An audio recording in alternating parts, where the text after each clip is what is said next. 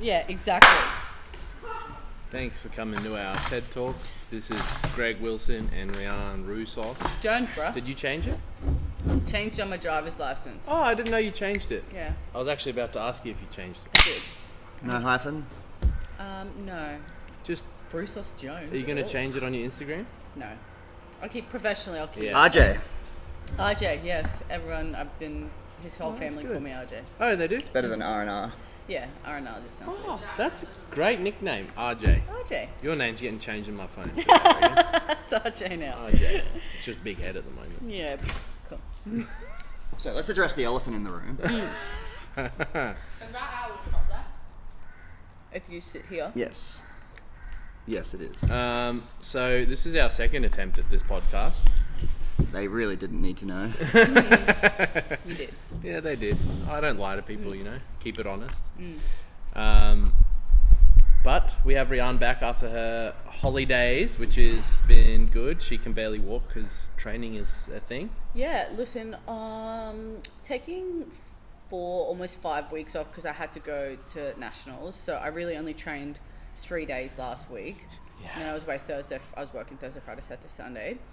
And then coming back, I had Monday off because I was in a coma for 12 hours after working all weekend at nationals. Yeah, you told me you were going to work at 7 a.m. I was like, you are not working at 7 a.m. I did not work at 7 a.m. I was going to train on Monday morning with Felice, and she's like, I said, I'll meet you at the gym at 8:30, and she was like, okay. She messages me at 8:45. She's like, are you still coming? I didn't wake up until an hour and 15 minutes later. 10 o'clock. Oops. Yeah. Yeah.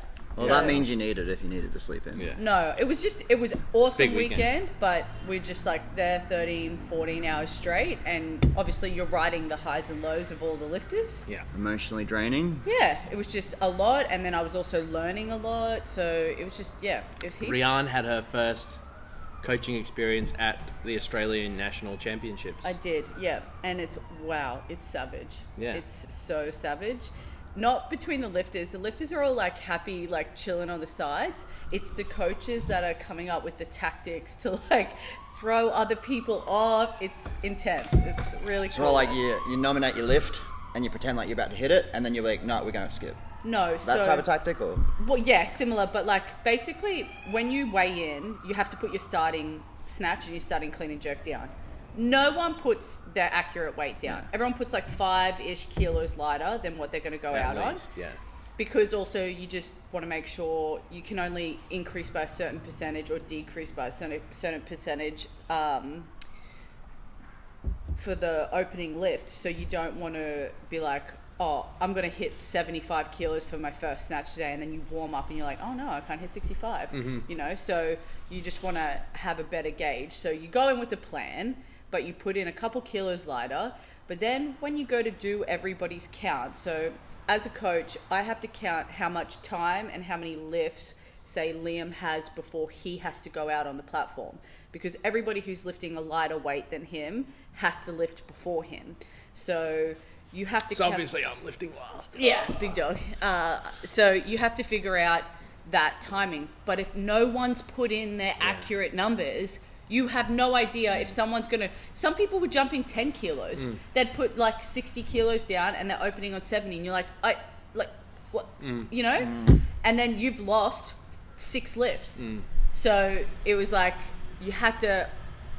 There was like the athlete of me who like wants to communicate with the athlete so they know what the fuck is going on. But they don't need to know. But also, I then can't take my eyes off the board because people will change in a heartbeat.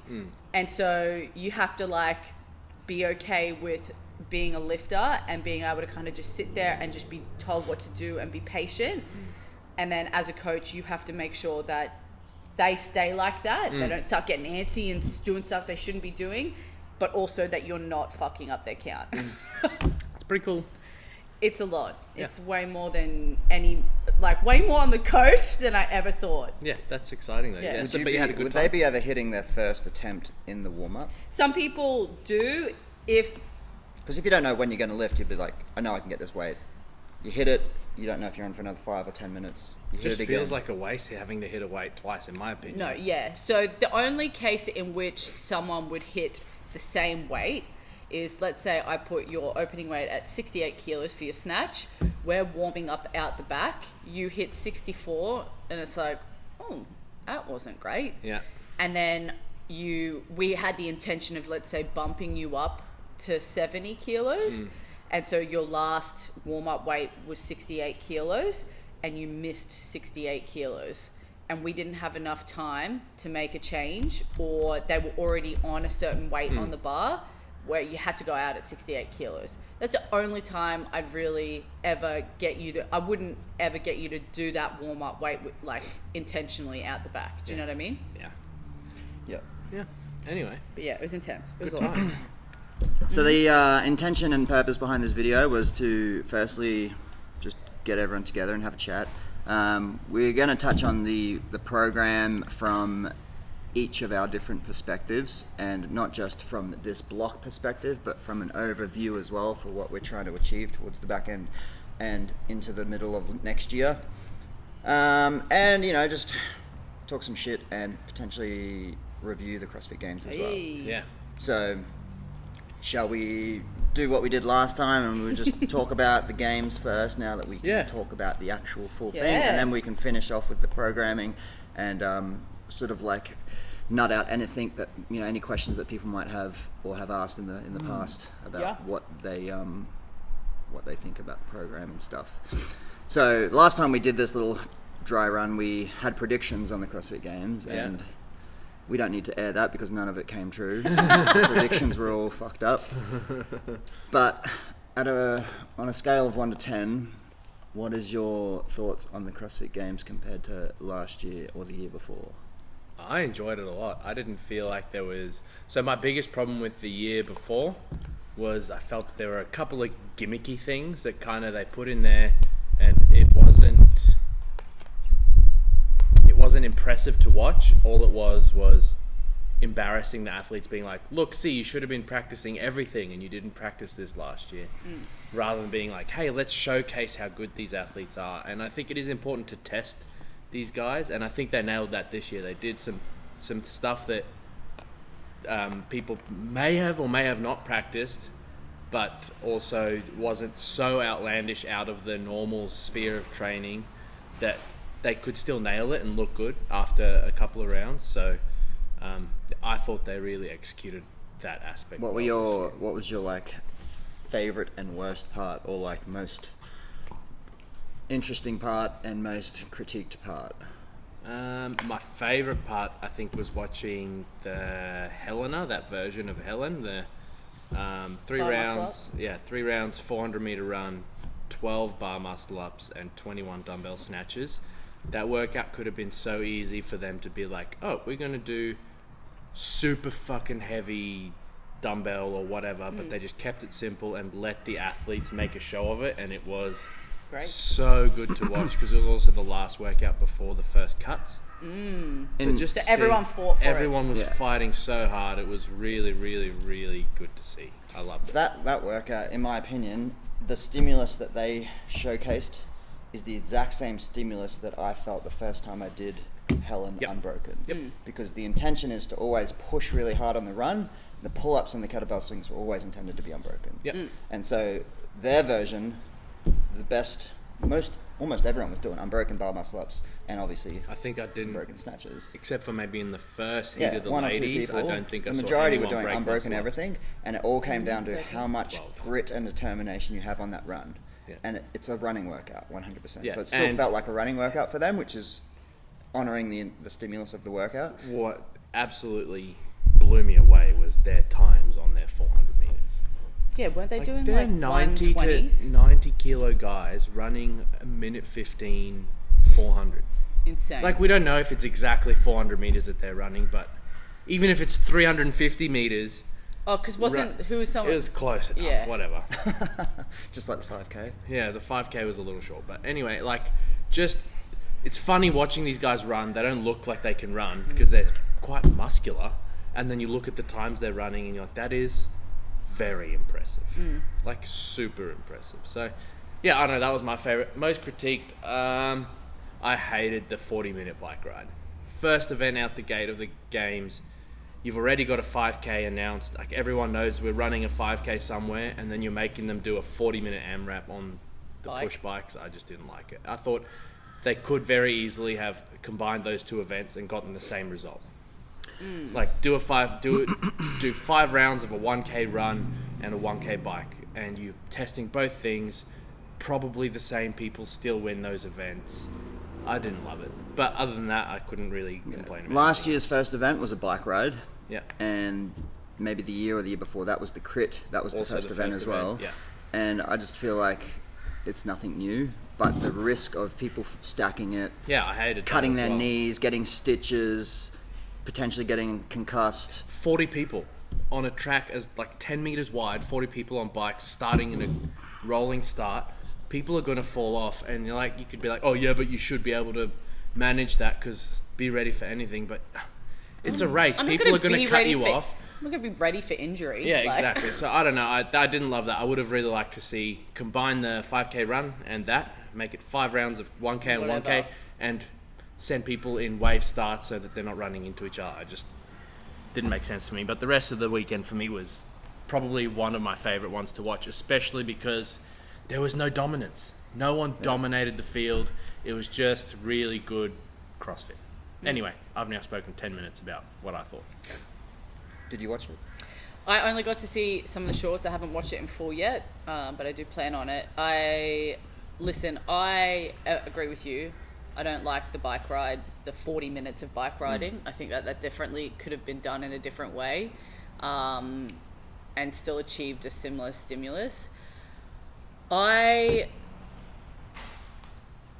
There was only 2 workouts with a barbell in it. I actually like that. I like that too. There's actually been a lot of discussion about this in the CrossFit space, about barbells being used as training. Yeah. It's a tool in the gym, but real world application is picking up odd objects, stones, bags. I really enjoyed that all the weightlifting was a mixture of weightlifting. There was sandbags, there was dumbbells. I don't mind that. That doesn't bother me that there's variation. Yeah. It would be like, hey, there's 15 events at this year's CrossFit Games. 6 of them have rowing. It's like, Yeah. or it's the exact same equipment being used in a different way. You know, like barbells, obviously you can go overhead, you can squat, you can lunge, you can Olympic lift. But to me, it's like, it just proves that you're really good with a barbell. I think one more barbell workout would have been cool, like one extra. Like, just doing the last workout with thrusters really doesn't showcase your ability to cycle a barbell. That's what it would have mean. been cool to see some barbell cycling. You got a heavy lift, you got a traditional CrossFit movement, then some sort of cycling of a barbell, whether that's even like deadlifts or whatever it is. But, they did use a sandbag twice, which, while I like both of the sandbag workouts, did we need 2 of them? Do you need 2 sandbag workouts and only 2 barbell workouts? But then again, you could always be like, why is the barbell more important? But So like- they interviewed Laura Horvat and Jeff Adler at the end of the event, and they're like, were you surprised at the lack of barbells? And they're like, they're both the people that would froth most They on would have won barbells, barbells, and they yeah. won the whole games. Yeah. So it proves that using a barbell a lot Yeah. helps building strength. 100%. But then you can showcase that in so many different versions. But I definitely a liked barbell it. and a sandbag isn't showcasing that in heaps of different variations. Yeah, I think I would have. The only thing I would have changed is maybe instead of thrusters doing some kind of barbell cycling movement on the last one, because then you're covering barbell strength in the 1 rep max test and barbell cycling ability instead of just thrusters, because you can do thrust like they already did a leg conditioning piece with the heavy sandbag squats. So the thrusters is just exactly the same as heavy. So they could have done clean and jerks or power snatches or whatever there. But I do feel like I really enjoyed seeing the mixture of weightlifting implements, which was cool for me. But like, I love a yoke carry, like all of those, like Yeah, a like an heavy axle sled, anything, an axle bar. You could have put an axle bar in there. You know what I mean? Yeah. It's not that I don't like. Axle bar clean and jerks would win That would have been sick. How many times have they ended the games with a lunge to the line? every time. They It's do like- it every year because it looks good when you're there in person. So I think the more we go into this, the more I'm going to be like, oh, actually this and that and this and that. I thought it was really good. I hated the bike ride, and probably could have done something more barbell cycling instead of thrusters, because the poor people, their legs were like, they destroyed their legs all weekend. Could have been something a little bit more exciting that wasn't just thrusters at the end. That's true. One workout I loved and one workout I didn't love, but I thought I would love. The workout with the long rope pull, double under, and You shimmy. liked that? No. You hated that? It looked cool when I was like, whoa, that looks interesting. Long rope and like, parallel bars. This is going to be really fun. And when I watched it, I just thought it looked very dumb. It was very boring to watch. Like the rope was like looping up, and they were like kind of like getting in everyone's way, and it was just like really crammed. And then they were doing double unders on like a. The only reason that was good to watch was because of what Roman Kranikov did in that event. Yeah. Which was... Funnily enough, broke his ankle. that goes super viral, right? Yeah. A man with one leg doing double unders, yet the adaptive division, they could do that all the time. 10 times better. Yeah. Like there are people doing muscle ups that don't have any feeling in their legs. Yeah. But that got showcased, and so it should. It was amazing to watch, but they don't even stream the adaptive division. Yeah. But what they're doing is 10 times more impressive than what Roman did. Yeah, no, I agree. And then what was the one that you liked? Oh, the one that I loved. It was so good. 5 rounds for time, 7 muscle ups, sandbag over medium, sandbag over higher, and then the big one right over the edge. I thought that was fucking cool. That looked like a CrossFit Games workout, an old school CrossFit Games workout where Rich running was in the field. Yeah. That's what it reminded me of. This is the thing, and this is maybe just the generation of where I spent most of my time competing in CrossFit, is that I just feel like, and this is what CrossFit does, it continuously morphs and changes into something else, but sometimes I feel like we get too carried away. Like the pull-up pullovers, cool, but it wasn't a pull, it's a pullover. Yeah. I guess. Do you know what I mean? Yeah. And even still, we've just like CrossFitified it, and now that you've got to do them linking, like you're doing broken bar muscle. Yeah. Do you know what I mean? And it's like it's impressive to watch, but I feel like it just has gone so far away from what that traditional. I was thinking CrossFit, that handstand walk workout. What changes in that workout if you make them, instead of doing pullovers, they have to spin around on the spot on their feet 20 times before going back? There's no difference between doing pullovers and just being dizzy on the way going back. Yeah. So, I think what they're trying to do, and I could be way off here, but I've read all the CrossFit journals that came out from 2001 through to like 2010. There was a new journal every month, and back in 2002, they were highlighting the importance of the pullover and how it correlates to getting a bar muscle up, or just like your awareness through space. They highlighted the double crossover way back then, and then it's almost like we've forgotten about it for 10, 15 years, and then they see it at the CrossFit Games and they're like, CrossFit's a circus now. It's like, look at this fucking stupid movement. But it's kind of like, but my question, well, they were talking about it like 15 years ago. Yeah, but my question is, do we need to see them do 15 unbroken? Yeah. Like, no, but I don't think you'll ever see that ever again as well. No, I agree. But then start the journal again. Like, that would be great. Start the journal. If you want people to find out about the basics and stuff, how they used to do it was write about it in the journal where people read about it. The basic of a pullover now is not what it is. It's people just going to be trying to string 15 together. That's not 16. Whatever, 16 together. That's not learning how to do a pullover to improve your other skills. No, that's doing a whole different movement. They've created another entire movement. Anyway, I don't think it was that bad. But I actually didn't love that event, to be honest. I thought it was a bit gimmicky myself. But yeah, I think it was less gimmicky than the double under crossovers because no one couldn't do it. Yeah. People were better and worse at it, but everyone could at least do it, which means no one was standing there being the second fittest person last year and they can't do a pullover looking like an idiot in the top heat. I just don't. The fittest woman in the world. Not being able to do it. My last thing, and I was just thinking about this when I was watching the games, is like, why, that saying, we've always done it this way. Like that's like the most dangerous thing to say, especially when it comes to like business or when it comes to like sporting teams. It's like, we've always done it this way and you're not willing to change. Why is it that it has to be 15 events over 4 days in this time of the year? It was 12 events over like golf, you play tournaments and you get points. and you sort of almost showcase longevity over the years. Like, you've got to perform over and obviously you might not be as fit as what they are right now, but I want to know, can the fittest man in the world walk 5 kilometers in the snow?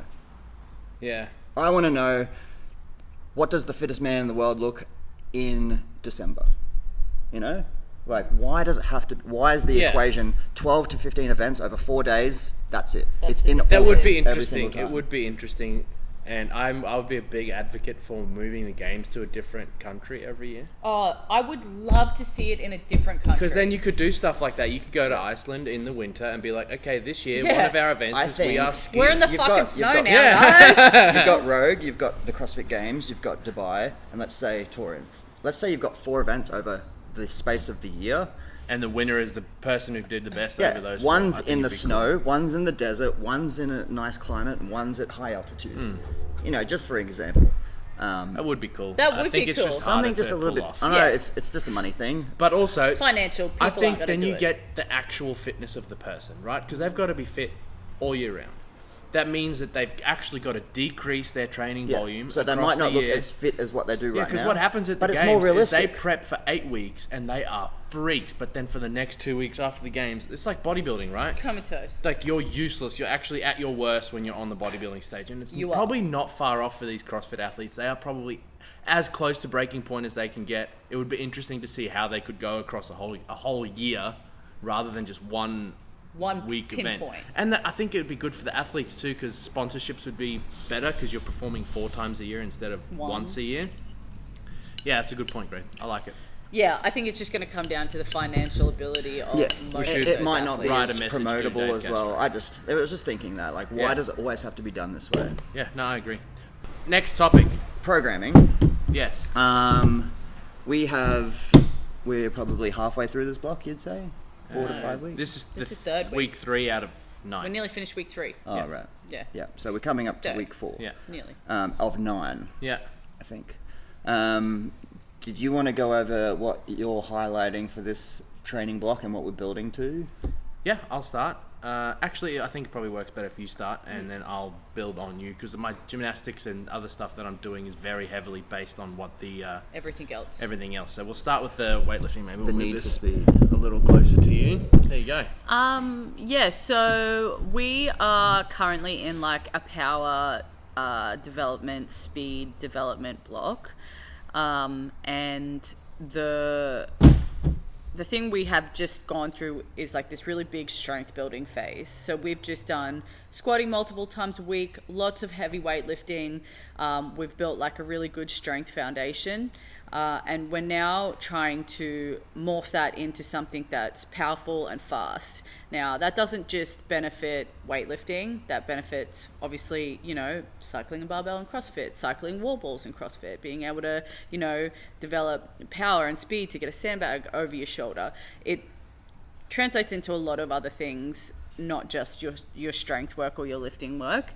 And so the goal for this block was just obviously to take that strength and make it really powerful, dynamic, and make it really fast, or improve those things so that we're not just continuously doing like ongoing strength.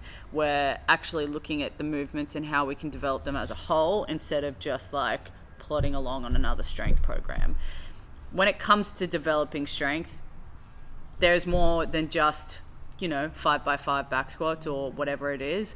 You have to look at the whole component of each movement. And so, like I said, in weightlifting, you need balance, you need speed, you need power, you need strength, you need coordination, you need all of those things. And so when we look at our programming, we want to kind of like go up and down through those cycles, looking at improving kind of those aspects while maintaining our base strength, if not increasing it, because we've increased the other aspects, so we're going to gradually go up. So right now we're in that power speed phase, and then after this we're going to go into more of an endurance phase. So we've got our strength, we've got our speed, we want to now in power, and we're going to take that and we want to make it last a really long time. And you'll see us doing things like 20 rep squats and stuff that's going to be quite hard. Good. Yay. I said that last time. It doesn't change. No one wants to hear that. But stuff like that. So that's how we'll kind of morph through your strength. The aim is never to be like, oh, we're going to do strength block. And it's like, we're done with strength now. Let's not worry about that. Our goal is to maintain strength and slowly increase it across the entire year. So what we're doing now with the jump squats and the speed and all that stuff, that's maintaining strength. It's improving it in a different aspect. Yeah. So what I think some people might be afraid of is because they're not squatting as stupid and as heavy as possible that they're not going to be able to hit close to what they were hitting 3 weeks ago. I don't think that squatting heavy all of the time, and I think a lot of people will agree with me, squatting heavy doesn't mean that you're going to get a heavier squat. Improving your movement, your power out of the bottom of your squat, your ability to, complete multiple reps, your volume, your intensity, all of those things combined are going to help develop your squat. Yeah. So no, you don't need to squat heavy all of the time. We need to be squatting consistently. So I would never take back squats out of the program or front squats out of the program entirely, because yes, of course, if we're not kind of putting that weight on our back and being used to it and being familiar with it, if you've got to try and put a heavy barbell on your back and squat and you haven't done it in 6 weeks, well, of course there's going to be a problem. So the thing is that we're not squatting heavy, we're squatting, at a maintenance.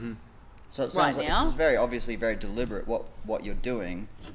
And how many times have you heard in the past, even with CrossFit Games athletes, they're like, oh, I just PB'd my so-and-so. Yeah. And I haven't done a 1 rep max so-and-so in ages. Yeah. Because they're probably doing really well deliberate thought out training where they're not putting more risk to injury by just going 95% all the fucking time. And I think there are points of the year where it does help to do a big squat cycle, which is what we just did. But if you do that all year round, it's like if we all started with an empty bar and every week we added 5 kilos, we'd all have 300 kilo squats at the end of the year, and that's just not how it works. Yeah. So you've got to do 8 weeks of slowly increasing your squat, and then do 8 weeks of slowly increasing your power out of the bottom of a squat, and then 8 weeks of being like, oh, I can now do 10 reps at my old 5 rep max. You are stronger. Yeah. Your 1 rep max might not have gone up in that 8 week period, but everything else is getting stronger. And then by the end of the year, you're going to be retesting, and in theory and hopefully in practice for most cases, because this is not the first time this has ever been done. Yeah. I'm not the one, I haven't created this out of thin air. Yeah. This is like lots of years of experience and practice and watching other people do it and going through it myself. And I think that's the one thing that sometimes gets a little bit lost in CrossFit when it comes to the strength portion of like your training. Obviously, because we always put such an emphasis on metcons and stuff like that, and they're like, oh well, I'll just do some squats, twice a week or whatever, and that should be good. Like that would, if you were to just squat twice a week without any real intention but follow some generic program, I guarantee you either end up injured or you end up just staying the same or not following through that squat program because it's boring and you don't want to keep doing it, right? We're not trying to look at developing just your strength. We are looking at developing your strength, but we want to look at developing you as an entire athlete that's going to improve your movement across CrossFit and all of the things that we need you to do, not just give you a really heavy 1RM back squat. Yeah. Yeah. That being said, we're not testing that 1RM, but if you were like, hey, we're going to go through this power and speed phase, and then you just go and do a local CrossFit comp, and all of a sudden you do test something, you're like, fuck, I didn't expect that because I haven't done a 1 rep max back squat in a while, but all this explosive dynamic stuff that we're doing is not going to not help improve that 100% strength. Yeah. I think people just need it there. They need to tick it off every month to be like, yeah, I've still got it. I'm still squatting between 85 and 100%. It's like, yes, you become familiar with the weight. It doesn't necessarily mean you get better at moving it because you're doing it more regularly. It doesn't actually mean that you're getting any stronger. That's one thing as a weightlifter that we always do. We'll always do, 3-4 sets of heavy doubles or singles at, 85 to 100%. That doesn't necessarily mean that my 1RM is going to improve, right? Because I'm not challenging myself. I'm staying where it's comfortable and I'm maintaining that position, right? Consistency breeds like familiarity, and so you get used to that weight on your back. Sometimes that ends, or sometimes that ends in an improvement, but really it doesn't always necessarily. doing a squat program requires intention as well. If you're going to get the most out of a squat program, you have to do every session, miss no reps, because they're calculated down to the rep, the set, the what percentage of what you're doing it to get a certain outcome at the end of that program, right? People don't just make squat programs up and go, this is good enough. This seems right.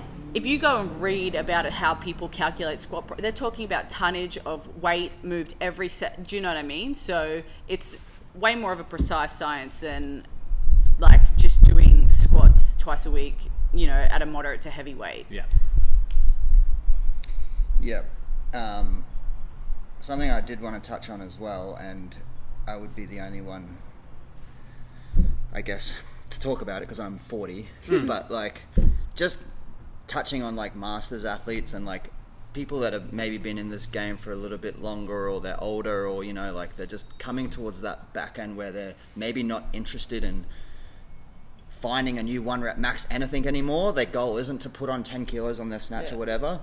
All this stuff that we do is still really, really important and good, especially for like bone health and density and, you know, joint pain and full range of motion. The only thing I would suggest changing for an older athlete, I do this myself as well, is just lower the volume a little bit. So if there's bloody 8 or 10 clean pull sets, sometimes I just do 5 or 6.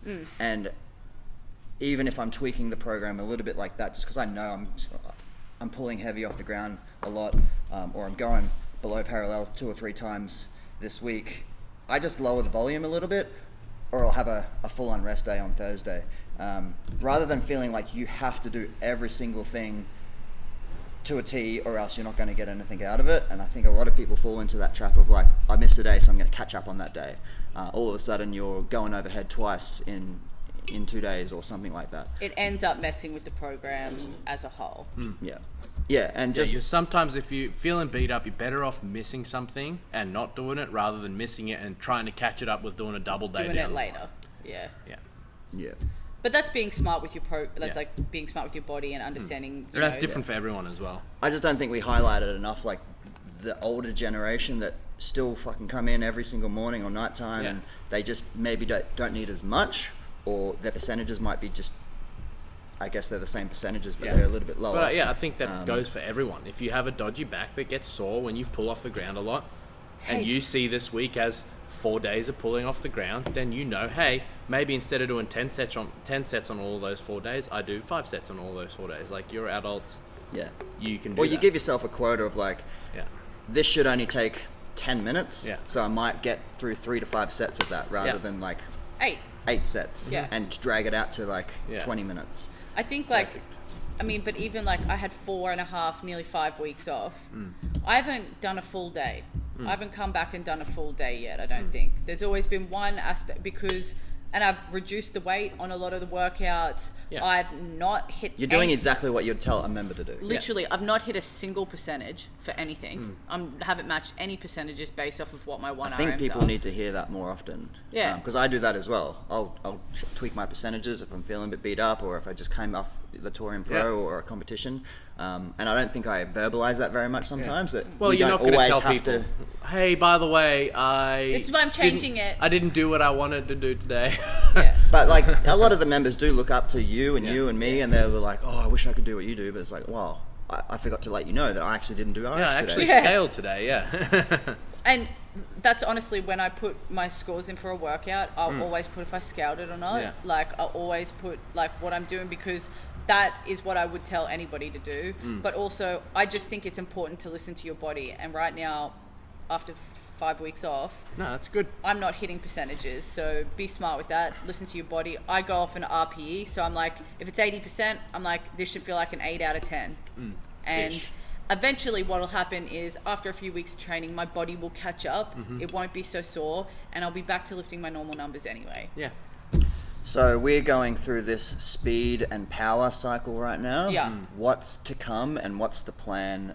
What's the goal? Like, what's the end line? So similarly, we train CrossFit. So while it is important to have heavy 1RMs for your squats, for your lifts and everything like that, realistically, we need to lift consistently between that 85 to 95%, and you need to be able to do it for multiple reps. So at the end of this program, what we're trying to create is an athlete that can comfortably move that 85 to 95%. Because if you look at a workout in the open, like when we've had a heavy lift, it's after a big workout, under fatigue. So it's not going to be in the pristine conditions of testing a 1RM. You need to be able to perform under that kind of standard. So there was only one CrossFit comp this whole year that you lifted not under fatigue, and that was at the CrossFit Games. But it was even though that was on 3 days in. Yeah. Like it wasn't after. Yeah. It wasn't immediately so after a workout. The open, quarterfinals, semifinals, all directly after a workout. They're all directly after a workout. Yeah.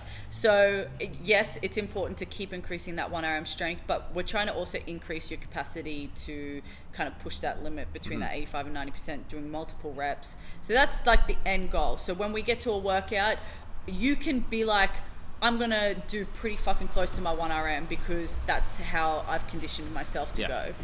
If you hit your 1RM, it's awesome. It's great. Adrenaline kicks in. You're more likely to do that if you're prepared for that like percentage, like 85 to 95%. You're more likely to hit your 1RM than if we never push you to that point. So we're going now, we've got speed and power. We're then going to go into endurance because like I said, we've just built all of our strength up. And we want to take that strength, we want to make it strong and fast and powerful, and then we're going to ask it to last a really long time. So we want to try and be able to maintain that strong, powerful output for as long as we possibly can. Once we've gone through that, and that's our endurance block. Once we've gone through that endurance block, we're then going to go into some more open, specific barbell cycling, interval work, under fatigue work. That's the kind of stuff that you'll end up seeing closer to the open. And when is peaking? When should we be peaking or feeling like we're peaking? So there'll be 2 points. 2 points. One for most, which is the open. So for most people, the end of the season will be in the open, and then a lot of people will be continuing on through to Torian. Torian is going to be where we're aiming to peak. For the competitive guys. All the competitive guys, basically. We're going to be encouraging everyone to try and get a team in. Love to get the same kind of turnout that we got to All Stars, to get that at the Torian and make that the thing that we do every year as a gym. It's like, hey, we're all going to the Torian this year together. So yeah, that's what we're peaking for. There is something that I want to touch on in relation to that. So especially for the competitive guys, you need to look at the open as something that you train through. Because your end goal isn't the open, it's not even quarterfinals. 10%, really. Yeah, it's not even quarterfinals, it's Torian. So understanding that it's not going to be like a full taper into the open and then a full taper into quarterfinals and then a full taper into that. Being able to, do 4 days of normal training, have a day off, do the open on Saturday, maybe redo it on Monday or Tuesday if you have to. Really, we're trying to get you into a place where you can comfortably continuously train and still give a high output and performance, but get you to that end I think if they are really competitive, they shouldn't be redoing it on Monday. Yeah, correct. Your first attempt should be more than enough for you to get top 10%, and then you need to go back into your training again. Yeah, that's what I mean. You don't want to finish the open and be less fit than you were at the start of it. Correct. And when you're too busy taking days off and repeating workouts, it ends up impeding on what our end goal for you guys is. Like to be at the Torian. That's 6 weeks of shitty programming that you've done. Not February. You've lost a lot of opportunity there to grow and continue to get better and push your limits. Yeah. So understanding that for you guys, the open is just like, one thing, it's a workout you've got to tick off every week to get you to quarters, and the same thing, quarters is one weekend, and you should be able to, after 2 days rest, come back through. And our aim is to give you programming that allows for that as well. Yeah. Yeah. Before you go into your gymnastics programming, what do you think our realistic chances of getting a team into semi-finals and not just to the community division next year? I think that is a goal for at least 6 of our members, and I think it'll be difficult, but I think there is a chance. I think on any given day, especially with something like CrossFit where it just comes down to like hurting, providing you've got all the skills and the base level of strength, you can outperform some of people that you thought you would never even close to touching. No, I agree. And I just got reminded of that when I was like watching a football game on the weekend. It's like, that team should be beating that team by fucking 60 points. And you know what? They just decided that they fucking had enough. They grit their teeth. They do a few things right. They still lost. But, you know, they lost by 10 points and not by 60 points. Yeah. I look at some of our girls in particular, and I get incredibly excited because they are on the precipice of something really great. I just need them to be reminded that it's still a long game, and now that you've got these kind of skills under your belt, that your training is now really officially just started, rather than being like, sweet, you've got it, high five, goal done. You know, like, it's almost like when you receive a black belt in martial arts, your training actually doesn't start till you get your black belt, whereas people are like, I got my black belt, that's it now. No, your training has just started. So when you get all these cool things like a bodyweight snatch or linking a couple muscle ups together or handstand walks, it's like your training is now just starting to begin. And now that you've got them base level of skills, I think, you know, maybe next year, maybe the year after, I honestly think we can get a team into semi-finals, so top 20. Yeah, so I think 30. the hardest part's actually getting to the quarterfinals, and then once you're at the quarterfinals, it's the top 20 go through to the. But it's a top 4, trying to get into the top 40 to quarters. qualify for quarters is usually the hardest, because people can use their top athletes like Brandon Swan and Royce Dunn and whatever, who are going to compete in individual. They can use their scores to get into quarterfinals. We don't have that. So that's the hardest part, is getting into quarterfinals. But the key to getting into quarterfinals is having our skills down.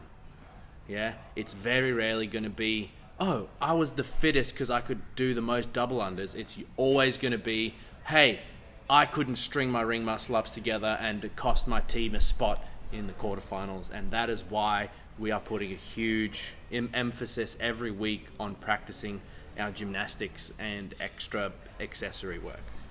When in 2018, when I was the closest I was to ever making it, the one thing that let me down, I did not have high volume ring muscle ups. Yeah. And it fucking killed me. Especially for the girls. Like, if you're a girl who can do upwards of 10 ring muscle ups, even if you are less fit than the girl who can do singles, you are going to beat her in an online qualifier, because there's going to be a workout and there's going to be 2,000 people between you and the person below you, just because you could do a set of 5 ring muscle ups and they had to do 5 singles, is super, super, super important. Which is why this next bit is important. Yeah. Which is, so on our first 8-week block, we spent a lot of time working on our strict stuff. So we did strict pull-ups, strict handstand push-ups, and L-sits. Kind of working on not just getting stronger, but getting stronger in large volume reps. So some people were doing upwards of 75 strict pull-ups or 75 strict handstand push-ups every single week, not including all the pull-ups and handstand push-ups and all the other stuff we're doing inside workouts. Okay, so what we're doing this 8-week block is we're keeping the volume of that strict stuff down, but we are making it more difficult. So we're doing max effort sets. So instead of doing lots of volume across a short time period, it's literally as many as you can in one set. So for example, we had our strict chest to bars this week, had to do as many as possible, ideally 10. Okay, so you get your 10 strict chest to bars, follow that by a high skill movement that we are practicing to do really well. So this week, it's ring muscle ups. So you do your 10 strict chest to bars, do between 10 and 20 ring muscle ups, make them look beautiful in small sets, not large sets, and then finish with another 10 strict chest to bars.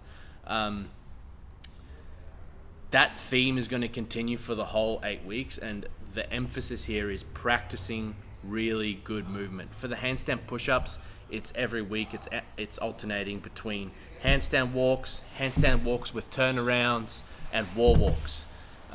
For the L-sit version, we're going between toes to bar and rope climbs. For the pull-ups, we're going between butterfly pull-ups, butterfly chest to bars, and ring muscle-ups. So we're really putting an emphasis on practicing the skill, but also maintaining our strength work.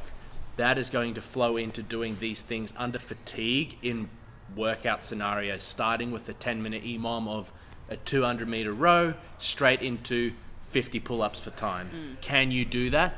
Yes, you can do that better because you've been practicing doing really pretty ring or whatever it is, ring muscle-ups, under fatigue, whatever it is. So that's the point of this time. I really, really would like, even if you don't follow the whole compete program, if that's the only extra work you do, prioritize that. It's really, really important, because you're going to see the difference in your workout straight away, not just because you can do more pull-ups, but now suddenly you are hitting a completely different stimulus in a workout.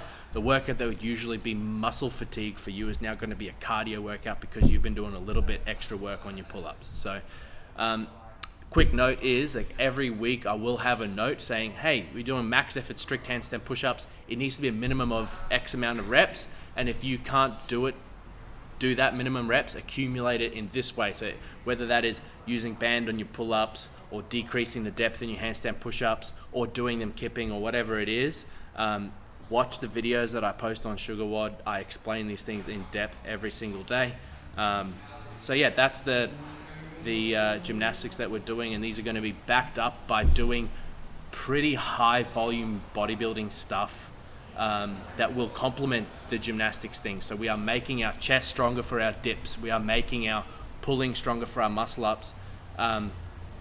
It's just a good way to get stronger without doing 400 pull-ups a week. So that's where we're at, and where we're going is obviously the same as with the weightlifting, going into endurance, etc., as the program goes along. Yeah, Riz touched on that the barbell comes usually second, as in you got your AMRAP first, then you showcase your strength by doing it after the Metcon side of things. The gymnastics typically comes first, right? Yep. So if you don't have high rep toes to bar, or chest to bar, or bar muscle ups, or whatever it is, handstand push-ups, then you can't even touch that barbell. Mm-hmm. And everything does it, because remember, the ring muscle ups were the first movement. Yeah. And so you, in that workout, the ring muscle ups were the first movement. So it's heartbreaking to see when you put all that time into getting, like, fuck. You spend 8 months putting 10 kilos on your snatch, and you don't get to touch the barbell because you can't do one ring muscle up. Oh, this year or you can't do handstand push-ups. Wall-facing handstand push-ups. You get on the wall, try to do a handstand push-up, you can't do it. Sorry, that means you can't snatch a 60-kilo bar, even though you can snatch 120. Yeah. Like, sorry, you can't, because you couldn't do 10 strict handstand push-ups. Yeah. So there's a beautiful correlation between strength training with a barbell, doing Olympic lifting, and gymnastics. Don't get me wrong, there's a massive correlation there, but the gymnastics is so important to have, or else you can't showcase your strength, which would be all that effort that you put onto the barbell. So we've got Dux Weightlifting Club that you guys are obviously welcome to come to on Tuesday nights, Thursday nights, and now Saturdays as well. Not many gyms offer that amount of weightlifting inside there. We've got 5 minutes, I'll wrap it up. So take advantage of it as much as you can, and remember what we talked about last time, how there's no stress on having to do a workout afterwards, so you just come in, even for people that want to learn, it's not just for those for high lifters or anything like that. I encourage people that are terrified to put a barbell over their head in a snatch or whatever to come in, because it gives you an opportunity to do that with as little stress as possible, because we don't have to move on in 10 minutes to a workout. Kind of program, I'm really trying to honor old school CrossFit programming, which tends to pop up in competition from time to time as well, and Dave Castro and old mate Boz tends to honor these old school events like Helen or all that stuff, and then they'll be, don't forget your roots. So we don't want to always fall into that trap of new wave CrossFit, always training like we're doing the open, intervals all the time. That being said, I really try and program workouts throughout the week where if you were thinking of yourself, you love one workout, you hate one workout, you're neutral about another workout. But if you love every single workout and it's in your wheelhouse, then I'm probably not programming properly. And if you hate every workout as well and they're not in your wheelhouse, then I'm probably still not programming properly. So at least we're trying to cover all bases, and we want you to be as prepared as possible, not just for the open and the quarters, but just for life as well. And you should be having fun with your training. Some things that I've been noticing lately is, people just, maybe they're rushed for time, or maybe they just don't want to wait around an extra 10 minutes, but there's something really special about CrossFit classes and just waiting that extra 10 minutes and just doing it with the class. And there's nothing worse than trying to start a class at 5 o'clock and there's a group of 8 people at the back doing the workout because they want to be done at 10 past 5. It almost feels like there's two different organizations or two different gyms going on in the same gym. So if you want to do it by yourself and you want to leave early, just wrap up before 5 p.m. or wrap up before that class starts. You can still do your strength, you can still do all your weightlifting, you can still do all your gymnastics, but when you're doing the workout, when the coach is trying to brief the intention of the workout, it just doesn't make sense to me. So just be a team player and just do the workout with the class, or at least have the workout wrapped up before the class starts. If it's unavoidable, go upstairs or be really quiet and just don't take focus. There's nothing worse than distractions, and I always tell people to leave their phones and their smartwatches and all the distractions off the floor, but someone doing grace halfway through us briefing a workout is a massive distraction, and we're trying to tell them about intentions or what you should be doing or how you should be attacking it, and all they can see is someone doing fucking something in the back that it doesn't ring true to the feel that I was trying to go for when I first started Dux. So just keep that in mind, be a team player, or just, do the right thing and just try not to be a distraction. In saying that, if I had the option to train in a class, I would. Like, my work hours weren't the hours of what the classes were I'm coaching or, doing personal training. I would train in a class. Do you know what sucks? Training alone. Yeah. And do you know what is really great? Having 30 other people do it with you. Mm-hmm. And that's why misery loves company. Yeah. And there's nothing wrong with open gym, because I love open gym. I love training in open gym, and I also do the class 2 to 3 times a week as well. So everything has its place, and like sometimes I just want to throw down with my boy Joel or you guys in open gym, and other times I just want to do the class. I just don't want there to be 2 different versions of the workout going on at the same time, where you guys could have just waited 5 more minutes. Yeah, if you have to do your gymnastics first so that you are timing the workout to be at the same time as the class, do that. Don't choose, hey, I want to do the workout now so that I can do my gymnastics at the perfect time for when I want to do it. Just join the class. It's really worth it. I find my fitness levels go up when training with other people, and it being different people every day helps as well, because when you're training with the same people every day and you're both being like, okay, we'll quickly get this workout done and then go upstairs, you know what that person's going to do in the workout, they know what you're going to do, there's no real need for you to change how you're approaching it, and doing it with 30 different people every single day, good vibes. Really great vibes. I've probably never enjoyed CrossFit as much as I had in the last 8 weeks doing it with the class every day. It's been eye-opening. Been good. We're going to try and do this from time to time, like a little bit long form stuff, but at the moment just keep an eye out on SugarWOD, watch the videos, because they, these guys definitely explain everything to a T on how you can attack a certain piece, and then it just stops questions throughout the day when you can just like watch the video. That being said, we're always on the floor, you can come and ask if you got any questions, even if you have to just tweak certain things. Like I said, some people might just need smaller volume but they still want to put in the work. Other people might have an injury they're working through, or just like maybe a specific skill that they don't have. Yeah. First comes a pull-up before you go into your chest to bar pull-ups. 100%. So, anywho, I'm done. That's Thanks. it. You guys good? Let's Thanks, get trained. guys. See you next time.